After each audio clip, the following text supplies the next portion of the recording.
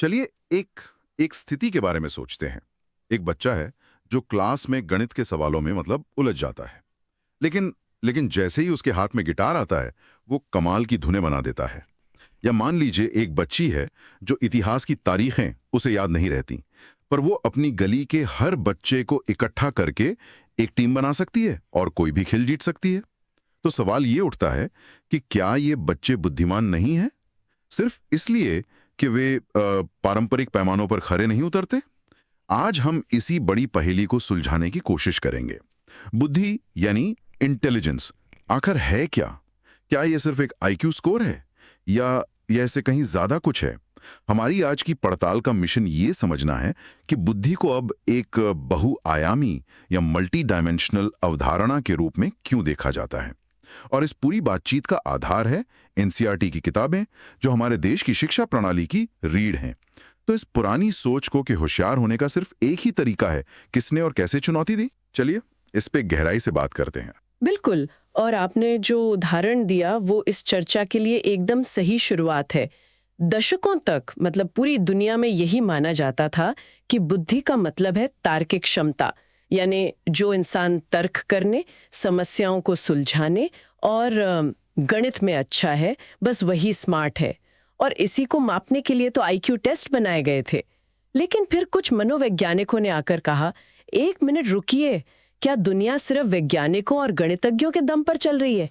क्या एक महान कलाकार, एक सफल लीडर या एक चैंपियन एथलीट बुद्धिमान नहीं है? और यहीं से हॉवर्ड गार्डनर और रॉबर्ट स्टर्नबर्ग जैसे विचारकों ने आकर इंटेलिजेंस को देखने का पूरा नजरिया ही बदल दिया।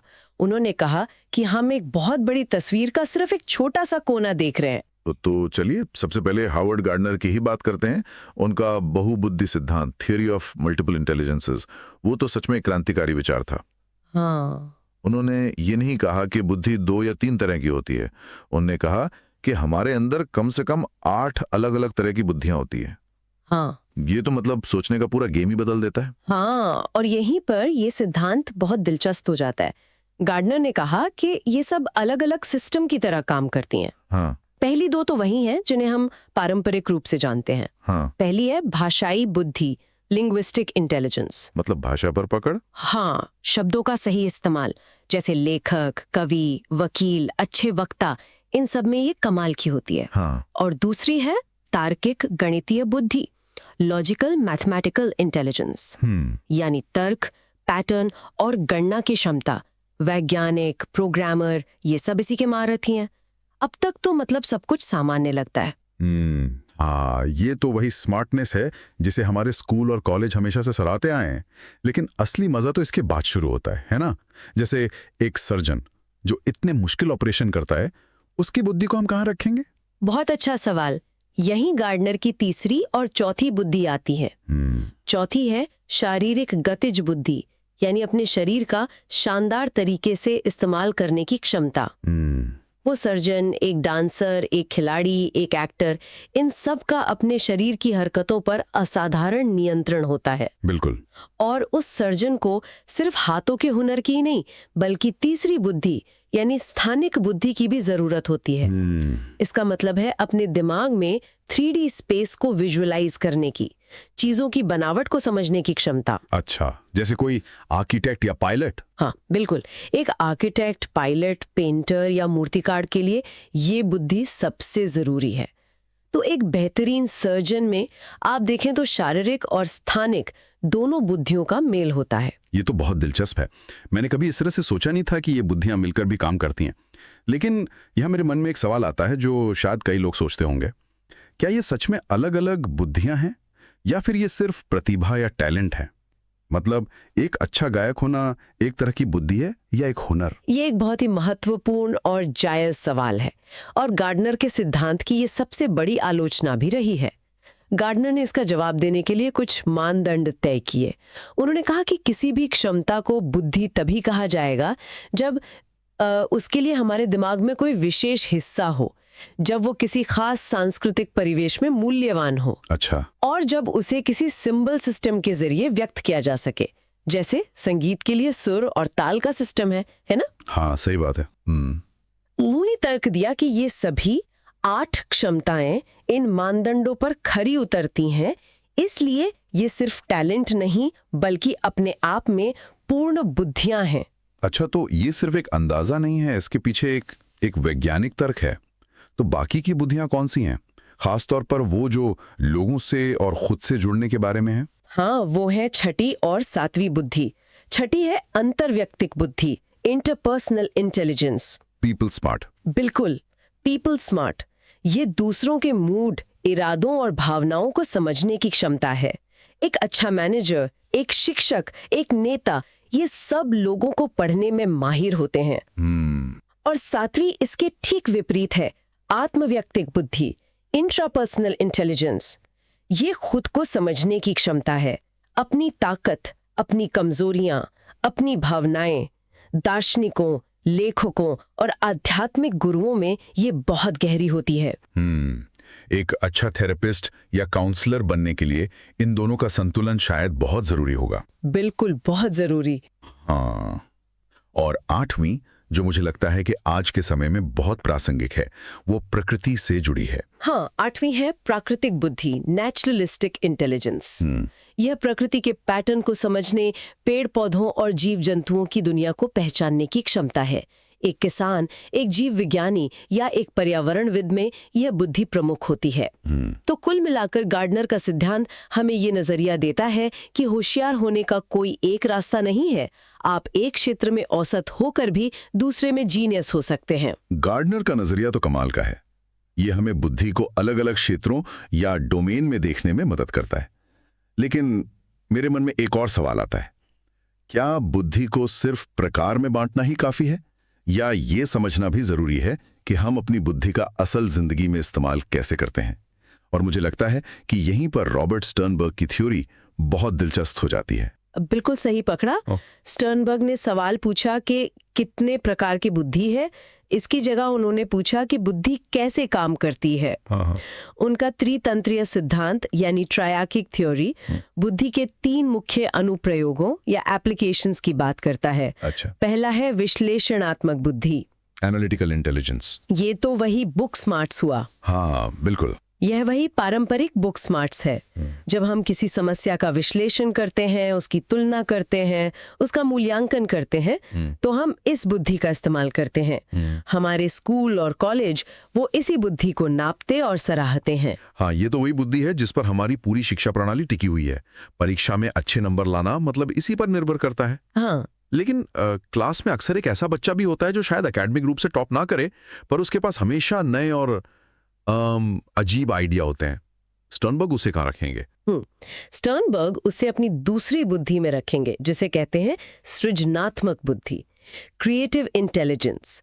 इसे इनोवेटिव स्मार्ट्स भी कह सकते हैं। बिल्कुल। ये अनुभव से सीखने और नए आइडियाज पैदा करने की क्षमता है। जब कोई किसी पुरानी समस्या का बिल्कुल नया समाधान खोजता है या कुछ नया बनाता है, हाँ, या कुछ ऐसा बनाता है जो पहले नहीं था, तो वो इस बुद्धि का इस्तेमाल कर रहा होता है। और ये सिर्फ कलाकारों या संगीतकारों तक सीमित नहीं है, ये भी समझना जरूरी है। बिल्कुल।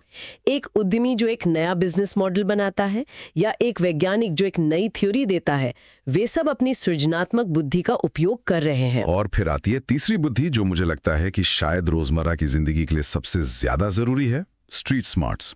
मैं इसके बारे में बहुत उत्सुक हूँ। क्या इसे स्कूल में सिखाया जा सकता है, या ये सिर्फ दुनिया के धक्के खाकर ही आती है? ये एक बेहतरीन सवाल है। स्टर्नबर्ग की तीसरी बुद्धि है व्यावहारिक बुद्धि, प्रैक्टिकल इंटेलिजेंस, जिसे हम आम भाषा में स्ट्रीट स्मार्ट्स कहते हैं। ये रोजमर्रा की समस्याओं को सुलझाने, लोगों से काम निकलवाने और परिस्थितियों के हिसाब से खुद को ढालने की क्षमता है। ये किताबी ज्ञान से नहीं बल्कि अनुभव से सीखे गए अकथित ज्ञान यानी टैसिट नॉलेज पर आधारित होती है। रही बात इसे सिखाने की, तो ये मुश्किल है। आप क्लासरूम में लेक्चर देकर किसी को स्ट्रीट स्मार्ट नहीं बना सकते, लेकिन हाँ, आप ऐसा माहौल बना सकते हैं जहां ये पनपे। जैसे प्रोजेक्ट बेस्ड लर्निंग, इंटर्नशिप, वास्तविक दुनिया की समस्याओं पर काम करने से ये बुद्धि विकसित होती है। तो अगर मैं इसे ठीक से समझूं, गार्डनर हमें एक टूल बॉक्स देते हैं जिसमें भाषा, संगीत, तर्क जैसे अलग अलग औजार हैं, और स्टर्नबर्ग हमें बताते हैं कि हम उन औजारों का इस्तेमाल कैसे कर रहे हैं। क्या किसी चीज का विश्लेषण करने के लिए, कुछ नया बनाने के लिए या बस घर की कोई रोजमर्रा की समस्या सुलझाने के लिए? बहुत बढ़िया एनालॉग है, बिल्कुल यही बात है। एक तरह से गार्डनर का फोकस कंटेंट पर है, बुद्धि के क्षेत्र, और स्टर्नबर्ग का फोकस प्रोसेस पर है, बुद्धि का अनुप्रयोग। दोनों मिलकर हमें इंटेलिजेंस की एक बहुत ही समृद्ध और पूरी तस्वीर देते हैं। तो अब हम सबसे जरूरी सवाल पर आते हैं। इन सभी सिद्धांतों का एक छात्र, एक शिक्षक या एक अभिभावक के लिए असल में क्या मतलब है? हमारी शिक्षा प्रणाली को इससे क्या सीखना चाहिए? अगर मेरा बच्चा चीजें बनाने में बहुत अच्छा है लेकिन गणित में कमजोर है, तो मुझे क्या करना चाहिए? इसका सबसे बड़ा और सीधा मतलब यह है कि हमें बाल केंद्रित शिक्षा, चाइल्ड सेंटर्ड एजुकेशन को अपनाना होगा। हमें यह मानना बंद करना होगा कि सभी बच्चे एक जैसे हैं और उन्हें एक ही तरीके से सिखाया जा सकता है। एक मशहूर कहावत है ना? हाँ, मछली वाली। हाँ, कि अगर आप एक मछली को उसके पेड़ पर चढ़ने की क्षमता से आंकेंगे तो वो पूरी जिंदगी खुद को मूर्ख समझती रहेगी। हमें हर बच्चे की अनूठी प्रतिभा को पहचानना और उसे पोषित करना होगा। इसका मतलब ये नहीं है कि गणित जरूरी नहीं है, बिल्कुल नहीं, लेकिन इसका मतलब ये है कि उस बच्चे की बनाने की क्षमता को, यानी उसकी शारीरिक गतिज और स्थानिक बुद्धि को भी उतना ही सम्मान और बढ़ावा मिलना चाहिए। तो इसका मतलब यह है कि क्लासरूम को भी बदलना होगा। सिर्फ ब्लैक बोर्ड लेक्चर और वो रट्टा मारने से काम नहीं चलेगा। एक क्लासरूम जो इन सिद्धांतों को अपनाता है वो असल में कैसा दिखेगा? वो क्लासरूम बहुत जीवंत दिखेगा। वहाँ बच्चे सिर्फ चुपचाप बैठकर सुन नहीं रहे होंगे। वहाँ शायद एक कोने में कुछ बच्चे एक मॉडल बना रहे होंगे, यानी स्थानिक बुद्धि का उपयोग कर रहे हैं। दूसरे बच्चे एक नाटक की तैयारी कर रहे होंगे, शारीरिक, गतिज और अंतर्व्यक्तिक बुद्धि। और कुछ बच्चे मिलकर शायद एक सर्वे का डेटा एनालाइज कर रहे होंगे, तार्किक और भाषाई बुद्धि।